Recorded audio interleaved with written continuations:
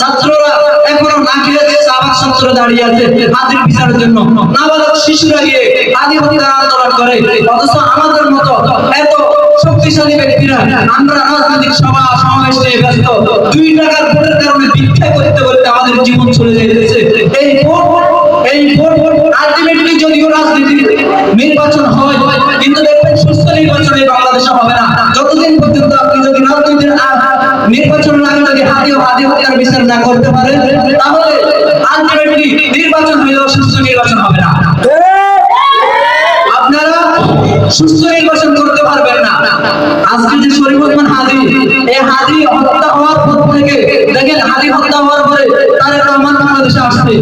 বাংলাদেশে যে 25 তারিখে তারেক রহমান আসছে, ওই দিন ইনকিলাব মঞ্চে প্রত্যেকটা সভা সমাবেশ বন্ধ বসে আসছে তারা, একমাত্র তারেক রহমানের সম্মানের কারণে। অথচ তারেক রহমান কি করছে? আসার পরে হাদির কবর জিয়ারত করছে। কবর জিয়ারত করার পরে যে শাহবাগ চত্বর গিয়ে এই ছাত্রগুলা খেয়ে না খেয়ে আন্দোলন করতেছে। জাভেদের মতো ছেলেটা খেয়ে না খেয়ে দিনকে দিন বলে না, রাতকে রাত বলে না, তার বাড়ির কল পর্যন্ত সে ধরতেছে না। একমাত্র এই কারণে যদি বাড়ি থেকে তাকে নিষেধ করে যে এই আন্দোলন এই হাদি হত্যার বিষয়ে তুমি আমি ঠিক না, এই কারণে সে এখনো বাড়ির কল ধরতেছে না। অথচ তারেক রহমান একবারও শাহবাগ ছাত্রের সাথে একাত্মতা পোষণ করে নাই, যে আন্দোলন জাভেদের সাথে এখন একাত্মতা পোষণ করে নাই। শরীফ ওসমান হাদি ভাই গত 3 সপ্তাহ পেরিয়ে আগামী কাল শুক্রবার শুক্রবার 4 সপ্তাহ 1 মাস এই 1 মাস প্রায় 1 মাসের প্রান্তে পৌঁছে গেছে। হাদি ভাইকে হত্যা করা হলো। এই 1 মাসের রাজনৈতিক সভা সমাবেশ বাংলাদেশে হয়েছে। বাংলাদেশে ছোট বড় অনেক রাজনৈতিক দল আছে। বাংলাদেশ ন্যাশনাল পার্টি, বিএনপি অথবা জামাতে ইসলাম এবং আরো রাজনৈতিক বাংলাদেশে আছে। ছোট বড় আরো হাতে গোনা 15-20টা, তার থেকে কম বা বেশি হতে পারে।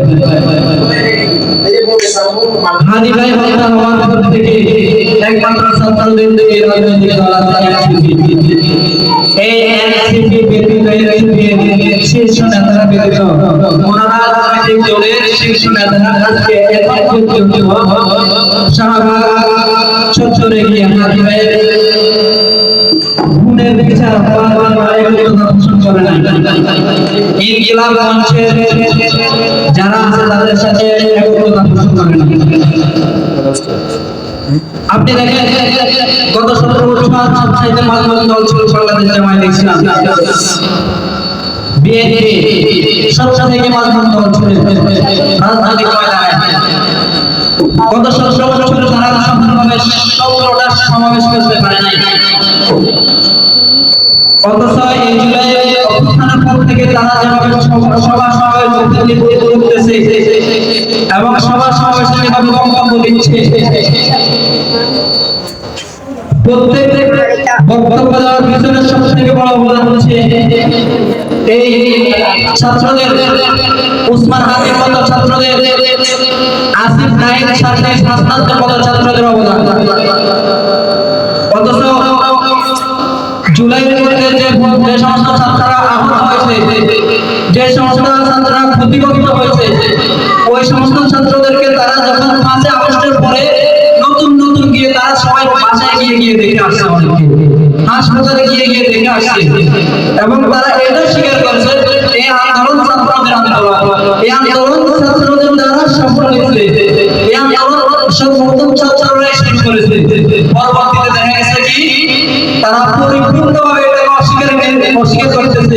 সবাই দলীয় কেটে নিচ্ছে, যে জামাত বলতেছে এটা তাদের নেতাদের কারণে সফল হয়েছে, বিএনপি বলতেছে এটা তাদের নেতাদের কারণে সফল হয়েছে, আমি যদি ইসলামী আন্দোলন করি আমার নেতারা বলতেছে এটা তাদের কারণে সফল হয়েছে। আসলে মূলত এই আন্দোলন সফলের পিছনে একমাত্র ছাত্রদের অবদান। আল্লাহ তাআলার দয়া, আল্লাহ তাআলার হুকুম এবং ছাত্রদের অবদানে এই আন্দোলন সফল হয়েছিল। আন্দোলনের পর থেকে জুলাই যোদ্ধাদের উপরে যারা এই আন্দোলনে সরাসরি উপস্থিত হয়েছে তাদের প্রতি যে পরিমাণ অন্যায় অবিচার হচ্ছে, আজকে একে আপনার পাশে আছে, কালকে একে অপমান করতেছে, পশু একে সাদাবাদের বদনাম দিচ্ছে, একে একে সবাইকে অপমান আর অপদস্থ করতেছে। বাংলাদেশের জমিনে কোন রাজনৈতিক দল আদর্শের রাজনীতি করে না। আমি এটা চ্যালেঞ্জ করে বললাম, বাংলাদেশের জমিনে কোন রাজনৈতিক দল আদর্শের রাজনীতি করে না, মানবতার রাজনীতি করে না। সবাই ক্ষমতার রাজনীতি করে, সবাই ক্ষমতার রাজনীতি করে। আপনি মানেন বা না মানেন, এটাই সত্য কথা। সবাই ক্ষমতার রাজনীতি করে। যদি ক্ষমতার রাজনীতি না করতো তাহলে আজকে 1 মাস ধরে আসতেছে শরীফ ওসমান হাদির হত্যা হয়েছে, ওপেন হত্যা হয়েছে, তাকে গুলি করে হত্যা করা হয়েছে। অথচ আজকে এখন পর্যন্ত কোন বড় বড় যে সমস্ত রাজনৈতিক দল আছে ওই রাজনৈতিক দলের প্রধানরা এখনো শাহবাগ চত্বরে যায় নাই, এখনো ছাত্ররা এখনো না খেয়ে শাহবাগ চত্বরে দাঁড়িয়ে আছে হাদির বিচারের জন্য। নাবালক শিশুরা গিয়ে হাদি হত্যার আন্দোলন করে। অথচ আমাদের মতো এত শক্তিশালী ব্যক্তিরা আমরা রাজনৈতিক সভা সমাবেশ নিয়ে ব্যস্ত, 2 টাকার ভোটের কারণে ভিক্ষা করতে করতে আমাদের জীবন চলে যাইতেছে।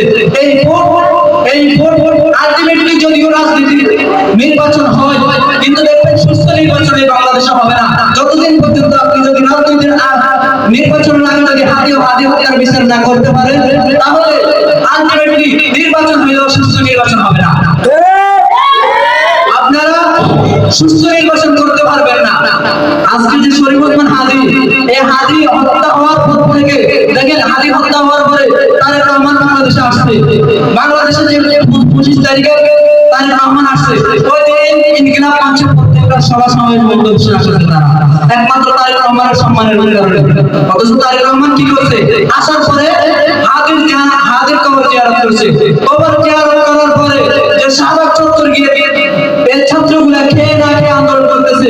জাবেদের মতো ছেলেটা খেয়ে না খেয়ে দিনকে দিন বলে না, রাতকে রাত বলে নাই, তার বাড়ির কল পর্যন্ত সে ধরতেছে না। একমাত্র এই কারণে যদি বাড়ি থেকে তাকে নিষেধ করে যে এই আন্দোলন এই হাদি হত্যার বিষয়ে তুমি আমি থেকো না, এই কারণে সে এখনো বাড়ির কল ধরতেছে না। অথচ তারেক রহমান একবারও শাহবাগ চত্বরের সাথে একত্রতা পোষণ করে নাই, যে আন্দোলন জাবেদের সাথে এখনো একত্রতা পোষণ করে নাই। একমাত্র এনসিপির নেতারা তারাও নির্বাচনের জন্য বেরিয়ে পড়ছে, মানুষের কাছে কাছে গিয়ে ভোট ভিক্ষা চাইতেছে, কিন্তু তারা অন্তত এতটুকু করেছে যে শাহবাগ চত্বরে গিয়ে হাদি হত্যার বিচার চাইছে। কিন্তু বাংলাদেশ জামাত ইসলামের আমির দেখেন ডাক্তার শফিকুর রহমান, ইসলামী আন্দোলনের আমির সৈয়দ রেজাউল করিম, বর্তমান বাংলাদেশের বিএনপি চেয়ারম্যান তারেক রহমান, বাংলাদেশ খেলাফত মজলিসের আমির আল্লামা মামুনুল হক, এনারা কেউ শাহবাগ চত্বরে যায় নাই, গিয়ে হাদি হত্যার বিচারের জন্য একত্রতা পোষণ করে নাই। অথচ দেশের মানুষ জনসাধারণ বললে কি হবে? যে ইন্টারনেটকে তারা ক্ষমতায় বসাইছে, যে উপদেষ্টাদেরকে তারা ক্ষমতায় বসাইছে, তারাও একবার দেখার জন্য যায়নি। যে ডাক্তার যিনি প্রত্যেকটা আসামির মতো 5 তলা সিঁড়ি দিয়ে উঠে উঠে হাজিরা দিত, ওই ডাক্তার ইউনুস পর্যন্ত এখনো যায় নাই। অথচ আমাদের উপদেষ্টাদের কাজ হচ্ছে ফেসবুকে প্রতিবাদ করা, ফেসবুকে লাইক করা, এটাই তাদের ফেসবুকের রিচ এনগেজ বসে গেলে তারা বিভিন্ন একটা পোস্ট করে দিচ্ছে বিশ্বভিত্তিক, এই পোস্টের মাধ্যমে তাদের আন্দোলনের এতটুকু, আইন উপদেষ্টার কাজ এতটুকু, ধর্ম প্রধান উপদেষ্টার কাজ এতটুকু, স্বরাষ্ট্র উপদেষ্টার কাজ এতটুকু, এবার প্রত্যেকটা উপদেষ্টার কাজ এতটুকু। ফেসবুকের বাইরে তাদেরকে কোনো আন্দোলনের সরাসরি দেখা যায় না। অথচ তারা নাকি রাষ্ট্রকে এই করে ফেলবে, সেই করে ফেলবে। আজকে এখন পর্যন্ত হাদি হত্যার বিচার হয় না। অথচ কি দেখা গেছে কি শেষ হাদি হত্যা যে দিন হইতো, ওই দিন রাত্রেবেলা তাওহীদি জনতা কত ভালো এবং রেডিও স্টেশন আগুন লাগিয়েছে, তাদের জায়গায় তাদের এখানে কারা আগুন লাগিয়েছে, পরে তিনি 8 জনকে গ্রেফতার করেছে এবং স্বয়ং প্রধান উপদেষ্টা এটা তার ফেসবুক পেজে পোস্ট করেছেন। লজ্জা লাগে না আপনাদের? একজন দেশের একজন নয় সৈনিককে আপনারা হারাই ফেলছেন, তার হত্যাকারীদের এখনো দেখতে পারেন না আপনারা। কারা করতেছে তাদের নাম প্রকাশ করছে এখন আপনারা ব্যর্থ। যারা ব্যারিস্টার, এই বদমাল, এরা চিরজীবন ভারতের দালালি, দেশের শাসনের দালালি করতে করতে এরা এ পর্যন্ত পৌঁছছে। তাদেরকে ভয় পায় এবং তাদের অফিসগুলোতে আগুন লাগানোর পরে তারা আপনারা নিয়ে ওখানে এগুলো আবার ইনভেস্টিগেশন করেন, আমার দুঃখ প্রকাশ করেন। লজ্জা থাকা উচিত। আল্লাহ তাআলা আপনাদেরকে ধ্বংস করে দেবে, এই ইন্টারনেটকে ধ্বংস করে দেবে, এই রাজনীতিকে ধ্বংস করে দেবে। যারা আমার ভাই শরীফুদ্দীন হাদিকে হত্যা করেছে, যারা এই সমস্ত কর্মকাণ্ড নিয়ে এবং হাদির হত্যা নিয়ে খুশি হয়ে যে সমস্ত সরকারি বাহিনী বেসরকারি বাহিনী যারা এই সমস্ত হাদি হত্যা হাদি ভাইয়ের ক্ষেত্রে যারা খুশি হয়েছে তাদেরকে ধ্বংস